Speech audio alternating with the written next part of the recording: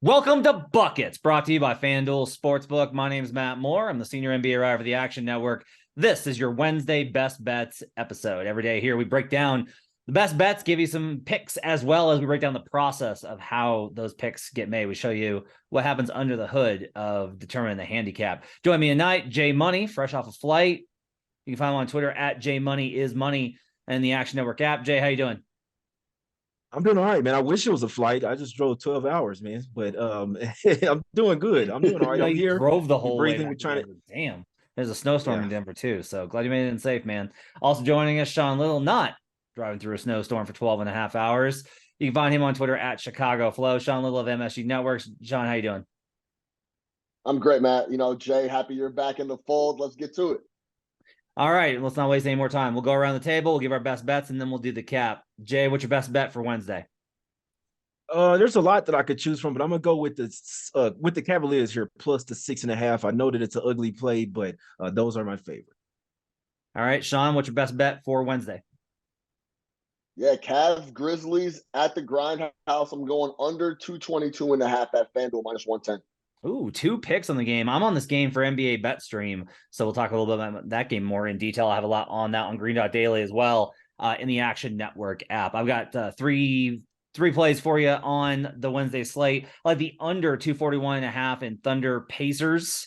Real quickly, I just want to note that the extremely low, extremely terrible number that I got on the Nuggets Blazers game at 233.5 should have cashed had it not been for garbage time scoring from the Blazers bench unit. So that was pretty frustrating. I did bet that again at 238.5. Hopefully you guys got a better number because all those other numbers cashed. So hopefully you got those off of the Tuesday show. My other pick for Wednesday, Dallas minus 3.5 versus the Atlanta Hawks. I'm going to go ahead and lay the points with Dallas there. We'll get into why. And we're taking the Los Angeles Lakers plus 4 on the money line versus the Kings. No beam lighting to be found on Wednesday. We'll get to those games in a little bit. But let's start with a phenomenal game. I'm extremely excited to break this one down on NBA Bet Stream, have bets on this game. Excited to hear y'all's cap on it too, as the Cleveland Cavaliers do take on the Memphis Grizzlies. Grizzlies open at 6. This already has moved to 6.5 in favor of the Memphis Grizzlies. Jay, you're going to back the Cavs here. I know you've been high on them all year. Why do you like them in this spot? Yeah, and the Cavs usually cash when I come on the show and talk about them as well.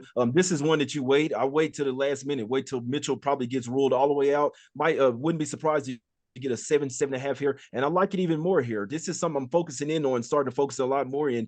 Teams playing their last game before a road trip, right? The Grizzlies, they've won 10 straight games. They've had a little homestand here, but like I said, they head out on the road for 5 straight games on the West Coast, playing all Western Conference teams as well. This is an Eastern Conference team. This game, in theory, doesn't matter as much. Now we know the Grizzlies ball out at the house, I believe 19-3 straight up at the house. This is where they ball out, and it's hard to bet against them. But if there's one team that matches up really well versus the Grizzlies, it's this Cleveland Cavaliers team. Even without Donovan Mitchell, still like the fact they got guys like Ricky Rubio back off the bench, so they have a guard coming in there. I definitely believe Garland can handle the load in this one. And most importantly, you have Jared Allen down low, where the Grizzlies like to get their points at in the paint, and you have Mobley and Allen that can they can match up really well with guys like Steven Adams down there. So it's an ugly play. No one will like it, but that means I like it even more. Give me the Cavs here. I'm pretty sure I'll get 7 with this one.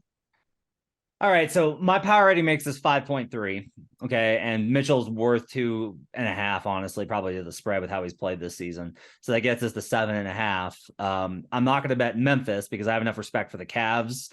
I love the size matchup here, Jared Allen and Evan Mobley versus Adams. And Jaren Jackson Jr. This is 3 serious Defensive Player of the Year candidates in Mobley, Allen, and Jaren Jackson. We've got a feature coming out on video later this week on Jaren Jackson's DPOY case. If you haven't bet Jaren Jackson for DPOY, get on it. It's basically a bet against injury. Memphis, I think the problem here is without Donovan, they're more likely to want to move the ball to create offense, and that means turnovers are probably going to tick up.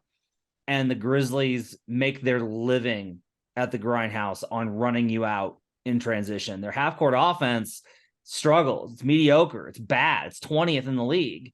That's why I'm always got them underrated in the market and honestly, just my numbers are too low on them. Like I have to manually push them up because of how bad their half-court offense is because they run so much it overcompensates relative to what my model projects. So I'm worried about them running the ball here a lot, getting downhill versus the Cavs, and that gets away from what the Cavs do well on the defensive end. But Cleveland, man, that team is just tough as hell. They're very well coached. Like that Pelicans game, even without Zion and BI, that was a game that a lot of teams lose. They're down double digits, and they just kept plugging away, and they have a lot of answers. Garland can get hot. They can hit threes with all the shooters that they have. Rubio's now bringing them a different energy off the bench, especially with Kevin Love. That combo is going to be dynamite again. And they've got the two bigs down low. They have a lot of ways to win this game. I just can't get to the spot where I could get past Memphis's home court advantage. They've been so lights out at the Grindhouse. I like the pick. If I was going to bet that, like, I want to bet Cavs. If Mitchell gets ruled in, I'm in. I'm in on the Cavs. Without Mitchell, I got to stay away. I will say this: if you're right and this number pops up to 7.5, I might get Cavs then. If it goes higher, I'll definitely have Cavs. But at the current number 6.5 that we're talking about tonight, I can't get there. Sean, so you like in this game, you're on the under in this one. Why do you like the under in this one? Yeah, really quick before I jump in, it's always interesting that, so Mitchell didn't practice. We record this Tuesday night. He didn't practice today. It's very likely he's not going to play Wednesday, but you do always see a tick when it finally comes across the ticker that it's official, right? So sometimes you try to say, hey, that Mitchell not being in the lineup is already built into the number, but it seems like as soon as it's made official, it always ticks up. So this is a really interesting game. I'm really excited to watch, just like you said, Matt. And I'm gonna go through a couple things and agree with a lot of the things you guys just said. We know how nasty Memphis has been on offense since JJJ's come back, and I agree with you, Matt. If put as much money as you can on Jaren Jackson for DPOY, and you just have to fade an injury. Just put up as much as you want, as much as you can stomach, and worry about JJJ not getting injured. I think that's coming in. He's on pace to average 3+ blocks, 1+ steal, first time since Marcus Camby in 07-08. So, I mean, he has absolutely been lights out. And we know overall Cleveland has been hanging their hat on the defensive end. Mobley, Allen down low, where Memphis likes to get busy, as Jay alluded to, with John Morant getting to the rack. But let's focus on the Cavs here. I just flat out think they're going to have trouble breaking 105 points. 103, 104, 105 points versus Grizz. Donovan Mitchell being out of the lineup is icing on the cake. We know how efficient on offense the Cavs are, but they still don't score any points because they're last in pace in the NBA. They're averaging only 111.5 points per game. That's 26th. And they're overall 2-3 straight up without Donovan Mitchell. In 2 of those road games, they scored 112 versus the Pistons and then 108 versus the Nuggets. Cavs are going to lean on Darius Garland like we were just talking about. He actually is averaging 26 points per game with Mitchell out. But I was digging into that, and I wanted to see how the Grizzlies played against PGs. They give up the third fewest points to point guards at 21.4 points per game. And funny enough, the Cavs are number 2, so they can potentially slow up Ja as well because, like we just said, he wants to get to the paint. He tries to get to the basket every time he catches the ball. So that's where that's a big strength for Cleveland. I really like the matchup overall, as Jay said too. This is just a really good matchup. I think it's going to be a tough, hard game. The points are going to be hard to come by. And another thing, Matt, I read your article. I was going through that half court stuff. Memphis is brutal in the half court. They just try to run you out of the gym with how slow the Cavs are going to want to play it on offense. I think this is just a really low scoring game. Both teams rebound well, and it also helps that Memphis is the worst free throw shooting team in the NBA. So I see this being like a 113-104 type game. I will say this as well. Karis LeVert is averaging 19 points per game with Donovan Mitchell doesn't play. Take a look at that number when it comes out. I haven't seen the prop sheet yet for the game, but keep an eye on that. I like under 222.5 in Cleveland, Memphis in the Grindhouse. So let me ask you, if the main cap on this is Memphis's elite half-court defense, and they are number 1,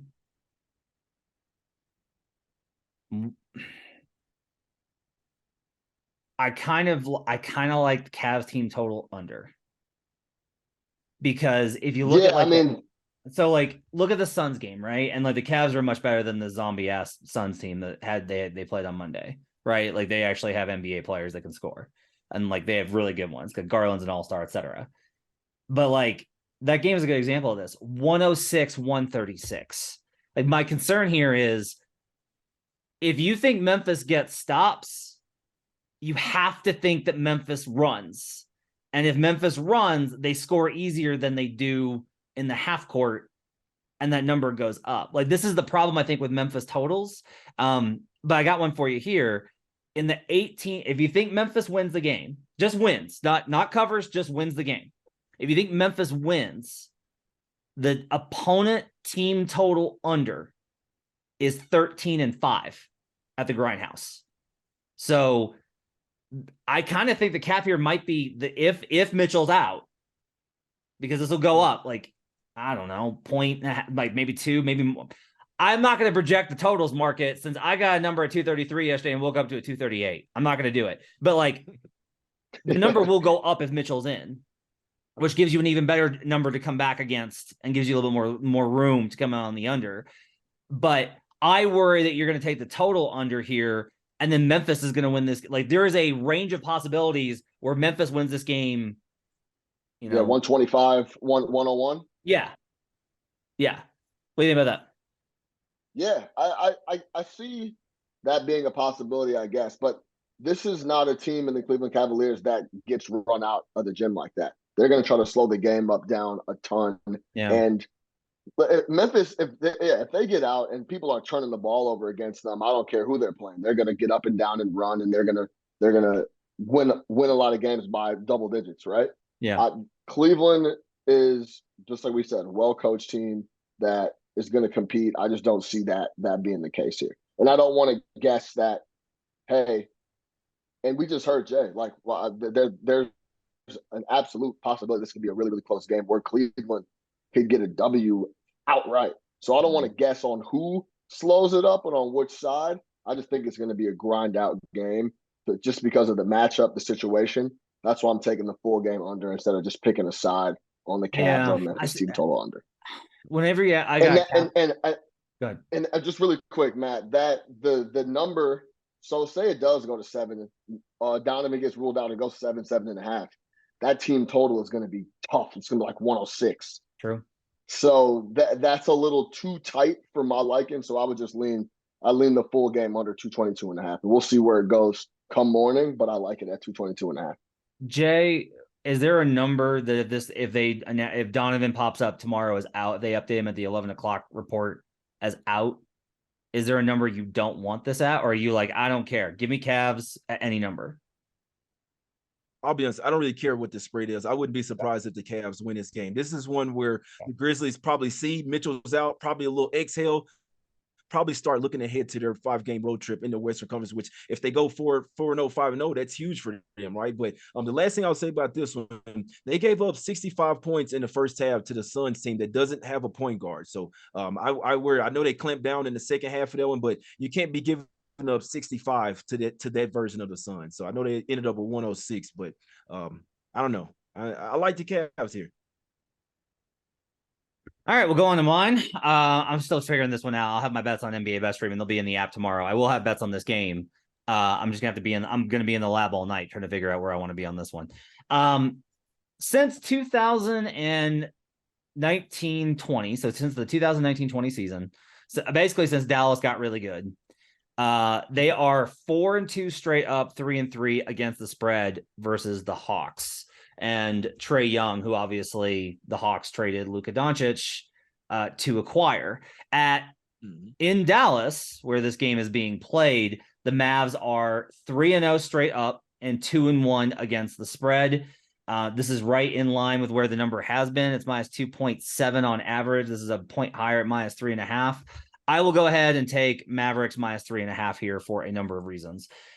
Dallas shows up for big games versus opponents they care about on national TV. This is not a team that gets up for the Wizards on a Tuesday on League Pass. This is a team that gets up when they face big opponents in key spots. Luka cares about this game. Like flat out, Luka cares about this game. The Mavs are good in games that they get up for. They need to stop that and just actually give like a baseline effort every game and stop fucking around every night. But until they do, I will like them in these types of spots. My number makes the 7. because my numbers love Dallas. My numbers love Dallas and thinks that Atlanta's going to, the other thing that I think is really key here, two key injury things. Tim McMahon first reported DFS, Dorian Finney-Smith likely to make his return on Wednesday versus the Hawks. Mm-hmm. Adrian Wojnarowski followed up and with an even more important update, and that's Josh Green. Josh Green is not a player that is going to move the spread. That is not a player that is going to impact the line. This number was not going to be lower without Josh Green. Josh Green is exceptionally important to the Dallas Mavericks. Their on-off splits are wide, and including Luka. Luka's on-offs go from pretty good to dynamite when Josh Green plays. Athletic, he's hitting threes this year. He's playing lights out. Getting him back and Dorian Finney-Smith, this helps a lot because one of their key problems is without their key defenders, that means that there's more leverage being put on Christian Wood as a defensive center. And guess what? That's a really fucking bad idea whenever you have to have Christian Wood in a leverage situation. So we've got a better wing defense that can get back to how they want to play, which is pushing everything to the perimeter. We've got Josh Green making athletic plays. We've got Christian Wood playing dynamite next to Luka in a game that they care about. Under 4, which I talked about in our trends piece this week. The 4 is getting to be a little bit of a key number with how teams foul, etc. I will absolutely go ahead and lay the 3.5 here with the Dallas Mavericks. Jay, you got any thoughts on this? I couldn't talk you off. I lean the Mavs here as well. They're off basically 2 scheduled losses versus the Blazers. And I had the Blazers in both of those games. So I fully believe that the Mavs knew they were going to lose both of those games. Now you got to come home and get back to the win streak. I know it's not the best spots coming off of a 5-game road trip, but like I say, with the way that they ended the last 2 games and rested Luka as well, you got the Hawks here that could possibly coming off a letdown game. Huge game that was versus the Heat. Almost pissed it away. I was on the Hawks, man, so I know. But they almost kind of ran out of gas and knowing this is a 4th game in 6 nights as well for the Hawks. I wouldn't be a bit surprised. And the Hawks don't play a ton of defense as well, especially on the road. And I believe, 8th straight game in a new arena as well. I could only look towards the Mavs here, Matt, and I might ride with you. You're dead on that. You're dead on that on when they want to show up and play. Oh, people are going to be watching. Oh, this is a guy that was they thought was on my level and swapped for. Yeah, let's go ahead and show up at the crib and play big time basketball that everyone can see. Oh, and I'm trying to win MVP. Yeah, I'm going to go ahead and try to put up big numbers. Also, the stuff coming through the cracks out of Atlanta with the Trey and taking a private flight after the playoffs is over, stuff like that when it starts to leak is always a little eye-opening to me. There's no reason for that to come out a year later when we know Trey's I guess relationship with Nate. It's that type of stuff makes me a little uneasy. In this spot, I like the Mavs, and like Jay said, I might rock with you as well. You can play it either way. I can make the case either way here. I like the spot for the Mavs more than I like the spot for the Hawks, but I can make the case either way, which is either look, all this stuff keeps coming out about the Hawks. Like it's all messy. It's all front office drama and stuff with Trey and all this type of stuff. And that's bad. Or I can go the other way and go like, the Hawks are coming off of one of their biggest wins of the season versus the Heat on MLK Day. That was a huge win for them to get a win versus the division leader, a team that just beat them up in the playoffs last year. So this is now a travel letdown spot. I can make the case either way on it. Finally, not finally, I got 2 more on here. I'll make this one quick. Thunder, Indiana. The fuck is this number 240 plus? What? An Oklahoma City game has I looked it up. No Oklahoma City Thunder game has a total of 240 plus this season. This is going to be the first one. Like, without Tyrese Halliburton, by the way, the under in Tyrese Halliburton games and games without Tyrese have gone under in this limited sample that we have without him because he's awesome offensively. OKC's defense is actually the strength of that team. Their weakness is the offense. They don't have any shooters. They have no shooters. Indiana's defense is terrible. True, but guess what? They got Miles Turner back, who, by the way, is a really good defensive player. Indiana surprisingly good on defense. The pace I get here. I get that you can make the argument that this is a pace game because I made the argument that Portland was going to be an under based off of the pace in that game. And I luckily got home on the alternate number 238.5 that I bet later in the day. When we look at kind of offensive pace length here, Indiana's 3rd fastest and OKC is 4th fastest. So I get it up and down. I just don't think that they have the efficiency. I think these two defenses are good. Like the model for both teams this season is play extremely fast play pretty good, but not elite efficiency on either end. That's basically what they've been. So I can't get to a number anywhere close to 241.5. I think it should be above 230, but 241.5 is way too much. I'll take the under on that. Sean, you got anything to push back on me on that? Yeah, this is respect for TJ McConnell. That's all. Oh, there you go. You gotta respect TJ running the show out there. Boy's efficient, man. That's it. He was awesome. He was so awesome in that game. He's so good. I want to take the Pacers. I'll be honest, man. I want to take Pacers plus the 4. I don't like the Thunder land points. I know they're playing a lot better. I know that they've covered 6 out of the last. They're 6-0 straight against the spread last 6, and they covered 7 of the last 8. But I don't want them land points, and they're coming home off a little road trip where they played really well, and coming off a huge game versus the Nets as well. I could really see a letdown here from the Thunder here. I could only look towards Pacers plus the 4, and I agree with your under as well, Matt. Thunder 5-4 straight up, 5-4 ATS is a home favorite this season. So good at 56%, but it hasn't happened enough for us to really get a sense for who they are. And I think probably some of those are versus the Spurs. Yep. Spurs in that situation, and the Mavericks without Luka is one of those games, I think, as well. Final game. I'm betting the Lakers a lot more than I'm comfortable with lately. That Rockets game the other night, I had them -5.5.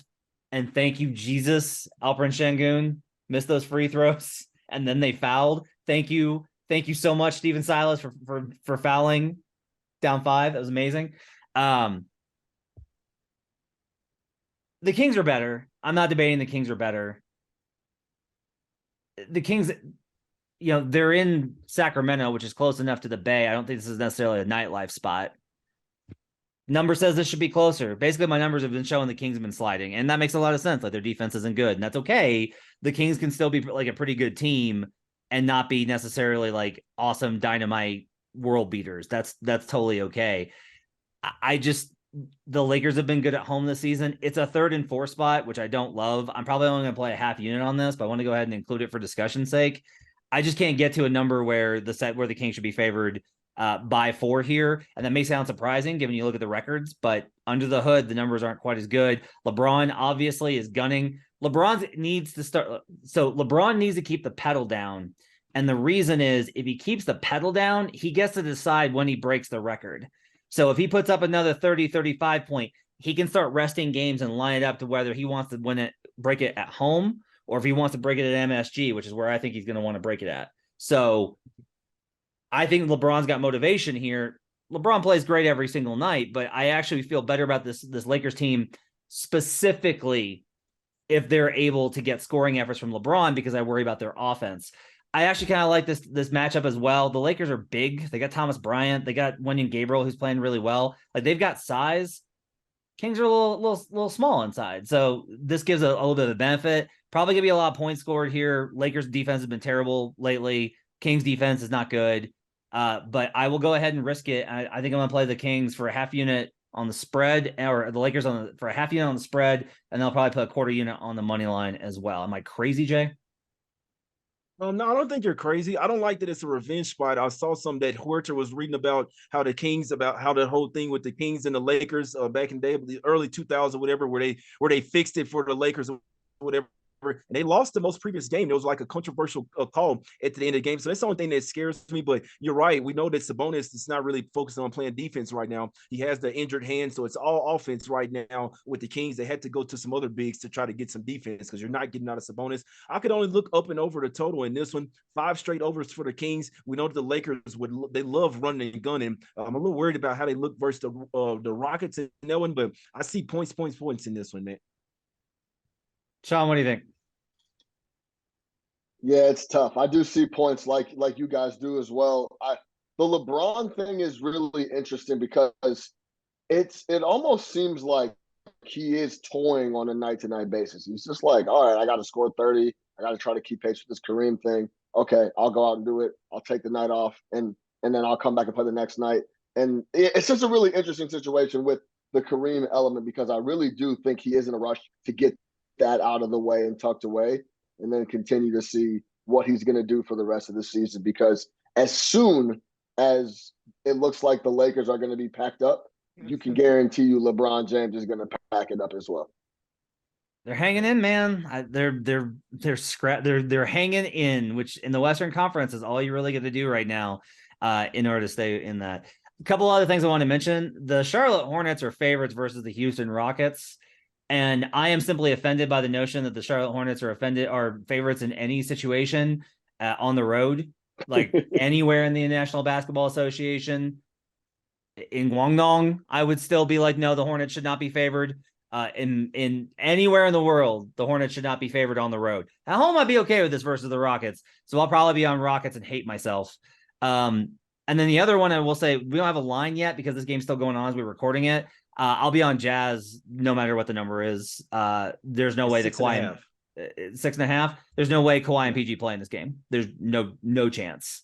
And the Jazz are not great as home favorites, but the Clippers are really, really awful if they don't have either star right now. They just don't have the offense to carry them. So I'll be on Jazz in what I think is a game the Clippers will just simply give them tomorrow, as the Jazz seem to be looking to stabilize. So 2 more spots for me for the slate. Let's go wrap it up for your Wednesday best bets. Hope you guys have yourselves a great Wednesday. We'll be back tomorrow with another best bets episode. Make sure to check out the NBA bet stream.